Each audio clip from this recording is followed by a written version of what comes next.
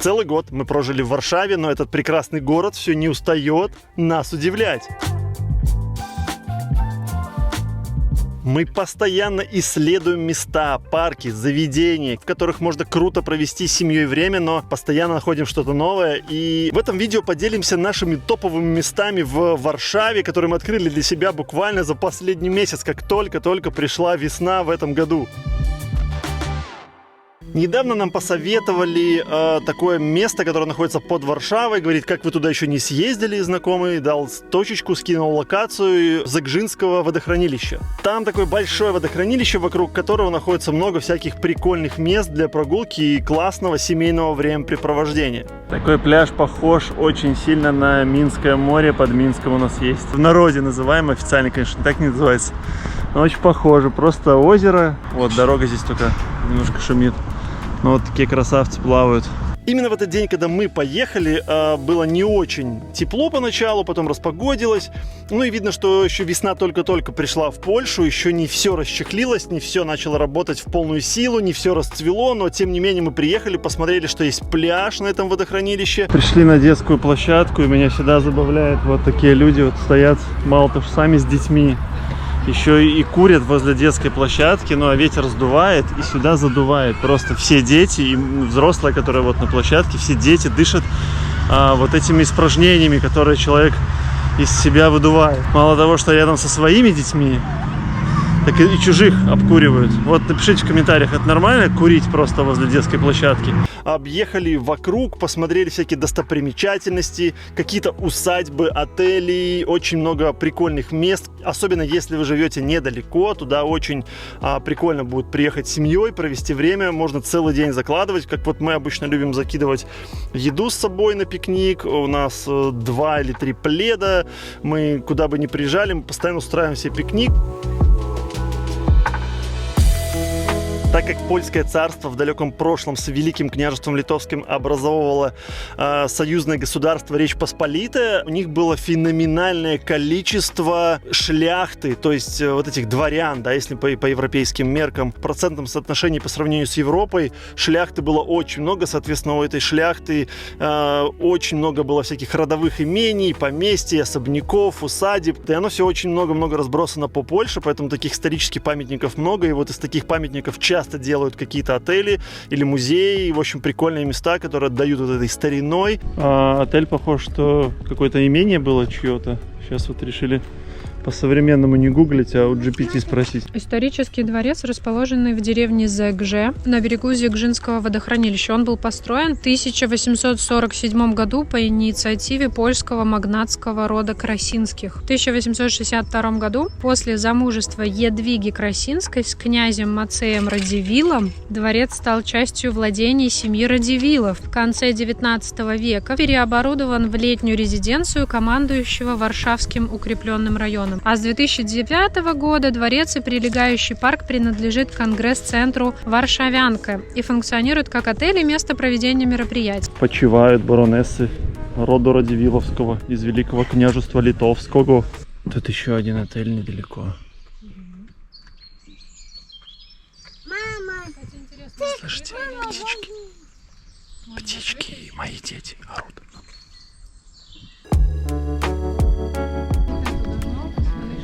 Не хватает здесь самурая под этой сакурой. В Google отзывах про это место было написано, что это для городских мажоров, чтобы повыпендриваться. Вот. Но не знаю, здесь какое-то мероприятие, видимо, закрытое. Ну, какое-то заказное или что-то. Ну, яхты. Ну, яхты, да. Для людей с достатком, наверное, я так полагаю. Но все закрыто еще. Детская площадочка здесь. Там тоже есть отельчик какой-то. Как знают подписчики нашего канала, до того, как мы сейчас приехали и год живем в Польше, мы 4 года прожили на Бали, и у нас такая привычка там сформировалась, и у детей в основном, ну и у нас, потому что мы вместе с детьми ездили, искали места, знаете, кафе с такими классными игровыми площадками вместе. Это кафе и игровая площадка. Но недавно Настя где-то насерчила в Инстаграме и говорит, все, едем сюда. Это как раз такой балийский стайл, к тому, к чему мы привыкли. Очень такое модное, новое, крутое кафе с обалденной игровой прямо внутри. Круто. Мы, правда, узнали уже это весной. Зимой, наверное, это вообще супер удобно, потому что нужно где-то прятаться от сырости, влаги, серости, холода. А мы приехали весной, но все равно это было очень круто. Там еще девушка проводит отдельные мастер-классы развивающие, то есть родители просто могут почилить, посидеть там целый час. Вот, мы поехали на выходном, это было вот час, мы покайфовали с Мачей, потусовались, просто поболтали, пообщались.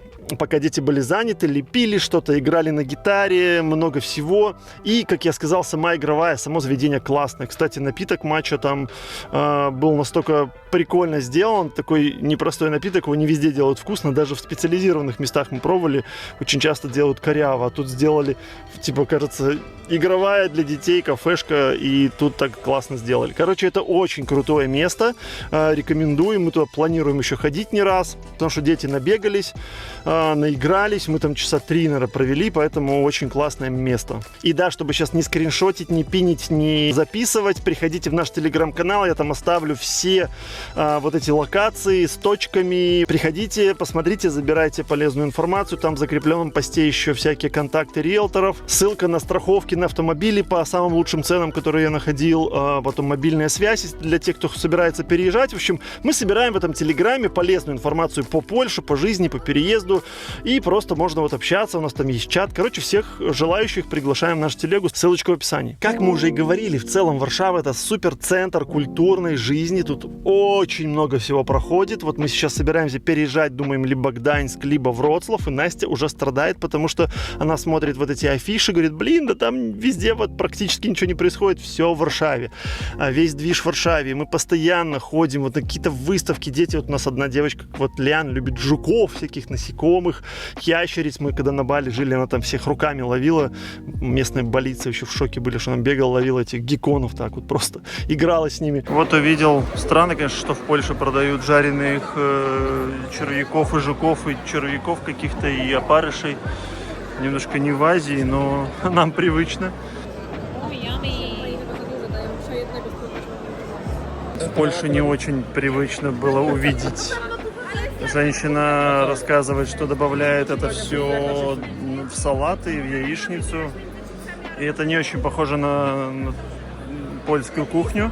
Еще какие-то музеи постоянные, то есть очень много всего. Это один из главных плюсов столицы, потому что, ну, понятно, столица, вся движуха здесь. Также мы год прожили в Варшаве, как я сказал, в районе Бимова.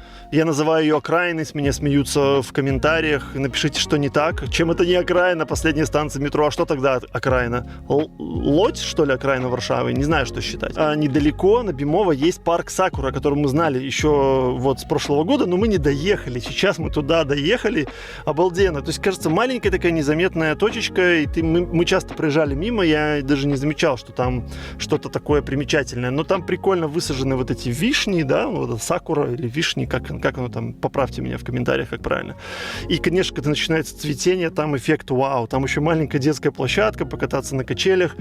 В общем, тоже просто как занятие, если вот мы, как мы часто любим составить на эти места, 1, 2, 3, подъехать и вот так вот целый день спланировать каким-то маршрутом, то всегда можно закинуть это место в локацию. Точку тоже оставлю в телеге, там в перечне, так что, чтобы сейчас тут не ковыряться, короче.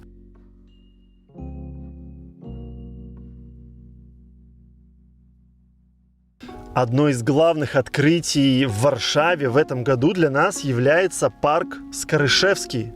Мы просто, когда приехали, у нас вообще был шок от того, какой он крутой. Это что-то типа лазенок королевских, только без такого официоза. Там можно на великах, на самокатах, и там не столько много людей. Дело в том, что он находится уже за рекой на той стороне, а там мы практически вообще не бывали, у нас там и дел-то не было. Но вот как только появилось дело в виде наших водительских прав, которые мы меняли индонезийские права на польские. Кстати, про это будет отдельное видео. Я уже вот на днях заберу польские права, все мне уже твердили, я прямо вот уже заплатил, пластик готовится. Индонезийское посольство находится там. Как-то приехали, сдали что-то туда-сюда, бумажки, и пойдем гулять. И просто видим на карте парк, давай прогуляемся. Мы зашли, и просто эффект вау. Вот мало того, что он просто гигантский, огромный, с большими этими дорогами, где можно кататься детям на великах. Большая детская площадка игровая. Кстати, она вот, наверное, не такая супер новая, как вот часто я показываю, и чем восторгаюсь в Польше вообще отношение к детям,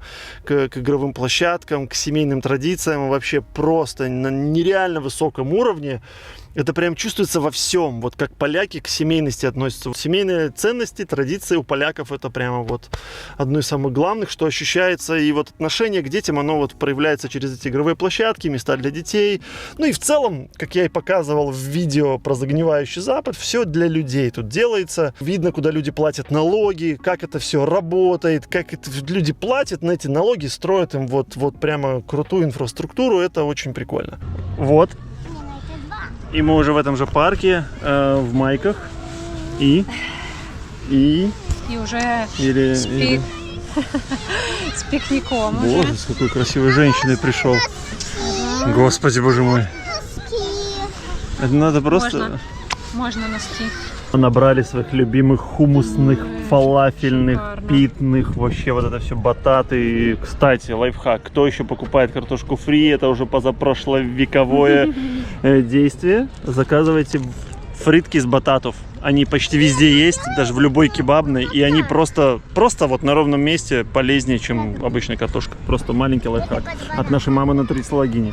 Да, они тоже жареные во фритюре. Но все равно, знаете, совесть родительская, спокойно. Очень-очень. Обалденный парк, это просто новая любовь в таком парке. Озеро, лебеди тоже, класс. Пикник сюда хоть каждый день ездить. Да? Да. Да? Да.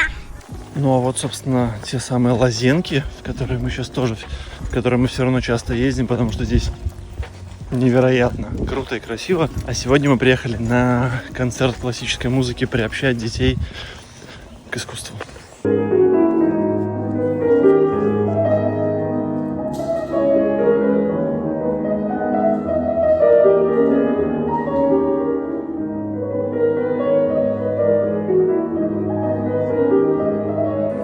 Парк весной здесь просто невероятной красоты. Столько цветов, сирени, павлины, лебеди, замки, дворцы. Класс. Также мы для себя вот прямо переоткрыли вот этой весной набережную. Мы, конечно же, знали, что на Повисле люди приезжают, катаются, вот эта вся набережная.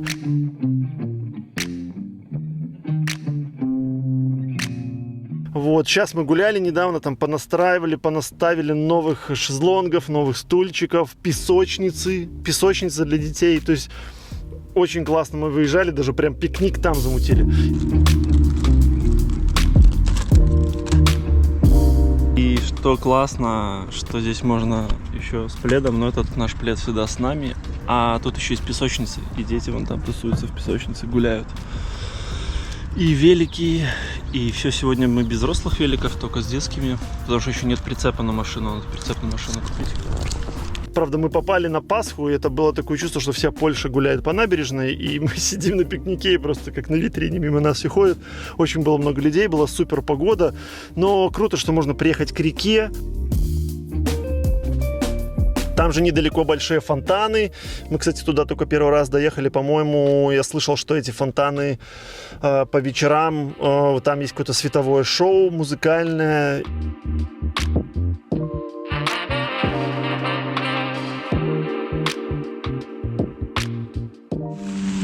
Что такое счастье? Счастье это не такое, что лес, воды и все. Да. Лен, что такое счастье? Идем на лоды! Что такое счастье? Ответь. Идем на лоды! Я хочу на лоды. Папа, что такое счастье? Когда никто не просит на лёды. и еще, наверное, рано, еще не запустили, но как только запустят, мы обязательно тоже вечером съездим, поэтому вот это все рядышком, и потом Старый город, если надо, всякие мороженые, шмороженые, еда, все под носом, круто. И что нам вообще разорвало мозг, так это пригород Варшавы, когда нам родители из детского сада посоветовали съездить в маленький городок под названием Прушков или Прушков, и посмотреть, что там. Вот у нас спонтанная распаковка iHerb по дороге в парк. Что это, мама? Это ведро магния, потому что впереди в Польше 3 выходных дня. А что это значит для тех, кто Магний? не разбирается? Да. Мне кажется, все знают, что такое магний. Магний – это спокойствие. Он успокаивает нервную систему, да? Умиротворяет. Самая фишка этого магния, что он в жевательных конфетах, и дети не понимают, что они витамины пьют, они Дорогой. вкусняшки. Туду. А это что, взрослый магний? Да.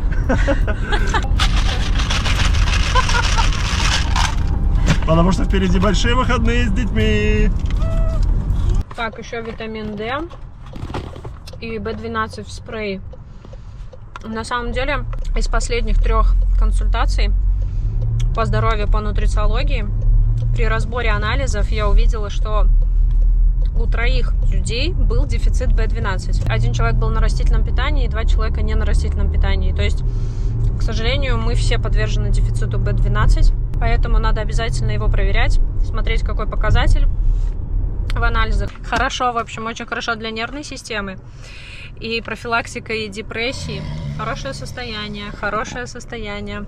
И память лучше. Блин, смотрю на свой багажник и боль, просто боль. Я, выхожу из машины, смотрю налево, все, что вижу, игровая площадка, направо, все, что вижу, игровая площадка. Обалдеть. Это супер маленький город, пригород Варшавы, но тут расположена детская площадка, размеры которой даже не сопоставимы ни с одной варшавской площадкой. То есть она сделана именно вообще просто как образцово-показательная.